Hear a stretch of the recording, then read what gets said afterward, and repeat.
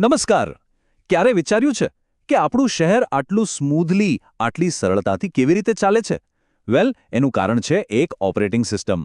જી હા, આપણા શહેરની પોતાની ઓપરેટિંગ સિસ્ટમ, જેને આપણે નગરપાલિકા કહીએ છીએ. આ એક એવું અદૃશ્ય માળખું છે જે બધું જ બેકગ્રાઉન્ડમાં ચલાવતું રહે છે. તો ચાલો આજે આ જ સિસ્ટમને જરા ઊંડાણથી સમજીએ. એક સીધો સાદો સવાલ. સવારે ઉઠીને નળ ખોલી અને પાણી આવે, રાત્રે ઘરની બહાર નીકળીએ અને સ્ટ્રીટ લાઇટ ચાલુ હોય, આ બધું આપણને બહુ જ સામાન્ય લાગે, ખરું ને? પણ આની પાછળ કોણ છે? આ બધી સુવિધાઓ પાછળ એક આખી સિસ્ટમ, એક આખી વ્યવસ્થા કામ કરી રહી છે. અને બસ આજે આપણે એ જ વ્યવસ્થાની વાત કરવાના છીએ. તો આ નગરપાલિકા એટલે શું? જુઓ, એ કોઈ સામાન્ય સરકારી ઓફિસ નથી. આ તો ભારતના બંધારણે માન્યતા આપેલી એક બહુ જ શક્તિશાળી સંસ્થા છે. 1992માં જે 74મો બંધારણીય સુધારો થયો, એણે આ સંસ્થાને કાયદાકીય તાકાત આપી. મતલબ કે આપણા શહેરી શાસનનો આખો પાયો જ આના પર ટકેલો છે. આટલી મહત્વની છે આ સંસ્થા. ઓકે, તો સૌથી પહેલો સવાલ, આ શહેરનું શાસન ચલાવે છે કોણ? આખી સિસ્ટમનું માળખું કેવું છે? કોણ નિર્ણય લે છે અને કોણ એને લાગુ કરે છે? ચાલો આ બધા સવાલોના જવાબથી જ શરૂઆત કરીએ. આખી પ્રક્રિયા છે ને, એ એકદમ લોકતાંત્રિક છે. જુઓ, સૌથી પહેલાં આખા શહેરને નાના નાના વિસ્તારોમાં એટલે કે વોર્ડમાં વહેંચી દેવામાં આવે છે. પછી દરેક વોર્ડના લોકો વોટ આપીને પોતાના એક પ્રતિનિધિને ચૂંટે છે. અને આ બધા જ ચૂંટાયેલા પ્રતિનિધિઓ, જેમને આપણે કાઉન્સિલર કહીએ છીએ, એ ભેગા મળીને બનાવે છે મ્યુનિસિપલ કાઉન્સિલ. આ જ કાઉન્સિલ શહેર માટેના મોટાભાગના નિર્ણયો લે છે. હવે આ બહુ જ રસપ્રદ છે. નગરપાલિકાના શાસનની બે મુખ્ય પાંખો છે. સમજો કે બે પિલર. એક છે રાજકીય પાંખ, એના હેડ હોય છે પ્રમુખ, જેમને પેલા ચૂંટાયેલા કાઉન્સિલરો જ પોતાનામાંથી પસંદ કરે છે. એમનું કામ છે શહેર માટે પોલિસી બનાવી, વિઝન નક્કી કરવું. અને બીજી તરફ છે વહીવટી પાંખ. એના હેડ હોય છે ચીફ ઓફિસર એટલે કે મુખ્ય અધિકારી. એમની નિમણૂક સીધી રાજ્ય સરકાર કરે છે. એમનું કામ? કાઉન્સિલે જે પણ નિર્ણયો લીધા હોય એને જમીન પર એટલે કે વાસ્તવિકતામાં લાગુ કરવાનું. ઓકે, તો સિસ્ટમનું માળખું તો સમજાઈ ગયું. પણ સવાલ એ છે કે આ ઓપરેટિંગ સિસ્ટમ આપણા માટે કરે છે શું? એના ફંક્શન્સ કયા છે? ચાલો હવે એ જોઈએ કે નગરપાલિકા આપણને એવી કઈ કઈ સેવાઓ આપે છે જેની સીધી અસર આપણા રોજિંદા જીવન પર પડે છે. અને હા, આ કામો એવા નથી કે કોઈના મનમાં આવ્યું ને ચાલુ કરી દીધા. ના, આ બધા જ કાર્યો ભારતીય બંધારણની 12મી અનુસૂચિ એટલે કે 12th શેડ્યુલમાં સ્પષ્ટ રીતે લખેલા છે. એનો મતલબ એ થયો કે આ એમની બંધારણીય ફરજ છે. આ વાત એમના કામને કાયદાકીય આધાર અને એક ગંભીરતા આપે છે. સૌથી પહેલું અને સૌથી અગત્યનું કામ, જાહેર આરોગ્ય અને સ્વચ્છતા. એટલે કે શહેરને સાફ રાખવું, કચરો ઉપાડવાથી માંડીને ગટર વ્યવસ્થા અને રોગચાળો ન ફેલાય એ જોવાનું કામ. આ બધું સીધું જ આપણા સ્વાસ્થ્ય સાથે જોડાયેલું છે. પછી આવે છે પાણી.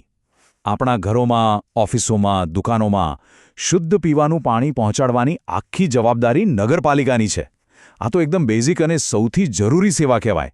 શહેરનું ઇન્ફ્રાસ્ટ્રક્ચર એટલે કે રસ્તા બનાવવા, પુલ બનાવવા, એ તૂટી જાય તો એને રિપેર કરવા, આ બધું જ એમના કાર્યક્ષેત્રમાં આવે. આનાથી જ તો આપણી રોજની અવરજવર સહેલી અને સલામત બને છે. પછી આવે છે સિટી પ્લાનિંગ. શહેરનો વિકાસ આડેધડ ના થાય એનું ધ્યાન રાખવું. ક્યાં મકાન બનશે, ક્યાં ગાર્ડન બનશે, જમીનનો ઉપયોગ કઈ રીતે થશે, આ બધું જ એ લોકો નક્કી કરે છે, જેથી આપણું શહેર ભવિષ્યમાં પણ રહેવા લાયક રહે. અને વાત ખાલી રસ્તા પાણીની નથી. આપણી લાઈફની ક્વોલિટી સુધારવા માટે બગીચાઓ બનાવવા, લાઇબ્રેરી બનાવવી, કોમ્યુનિટી હોલ બનાવવા, આ બધી સામાજિક અને સાંસ્કૃતિક જગ્યાઓ પણ એ જ તૈયાર કરે છે. અને હા, એક બહુ જ મહત્વનું વહીવટી કામ, જન્મ અને મરણની નોંધણી.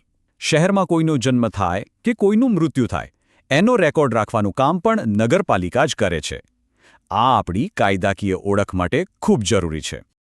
સારું, આટલા બધા કામોની વાત તો કરી, પણ આ બધા માટે પૈસા ક્યાંથી આવે છે?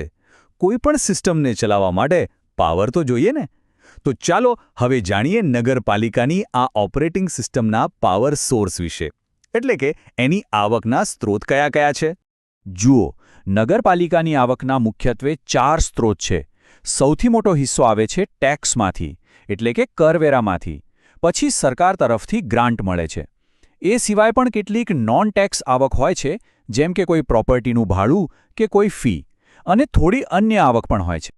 હવે ટેક્સની વાત કરીએ તો એમાં મુખ્ય છે પ્રોપર્ટી ટેક્સ, એટલે કે આપણા મકાન અને જમીન પર લાગતો વેરો. આ એમની આવકનો સૌથી મોટો સોર્સ છે.